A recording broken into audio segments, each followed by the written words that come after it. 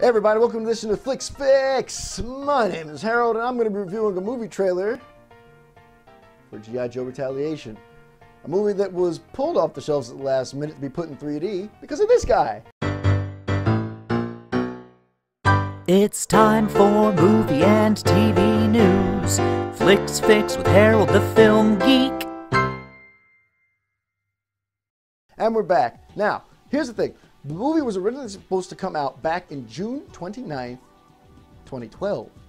At the same time of Magic Mike's supposed to come out. But what happened was that they actually axed it at the last moment because of the movie The Avengers. They axed it because Avengers was making a lot of money, and it went on to make over $1 billion before it left the movie theaters, but the Avengers made a majority of its money from 3D sales.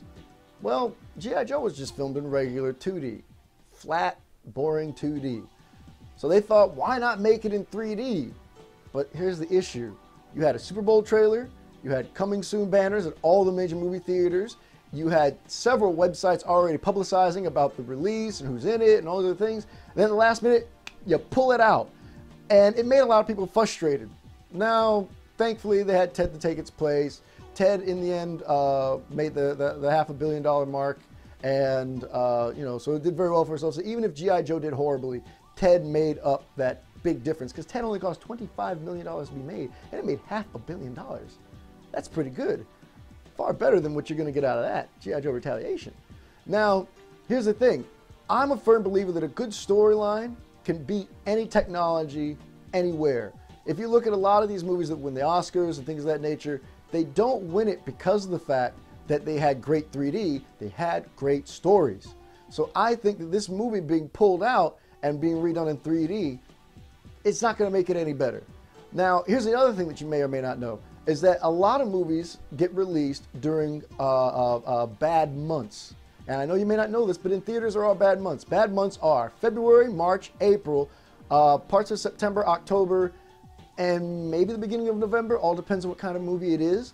But those are when normally bad movies are released, and good movies are normally released around Christmas time and the summertime.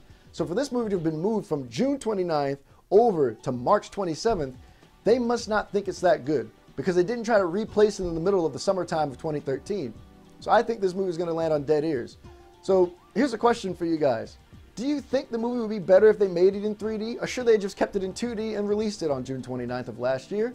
Also, it's a hard one for me to say. Do you feel that Bruce Willis, and forgive me Bruce because I love your movies, but do you think he's becoming the next Nicolas Cage? Last year alone in 2012, he made 2 really good movies, Looper and Expendables 2, 1 okay movie, The Moonrise Kingdom, it's alright. But then he made 2 horrible movies, Cold Light of Day, with Superman Henry Cavill, that fell out of one weekend, and that was it. It was like debuted at number 6, and you never heard from it again.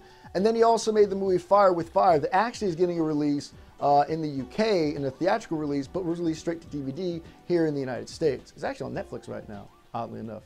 So, what do you think? Is Bruce doing way too much? Should he be more picky-choosy about what he's doing? Do you think he's going to be good in this movie? Are you going to see this movie? I'm asking too many questions. Why won't I end this episode? Because I'm doing it now. As I say at the end of each episode, if I don't talk to you soon, I guess I'll just have to talk to you later. I got to get out, and I think they locked the door. I'm just going to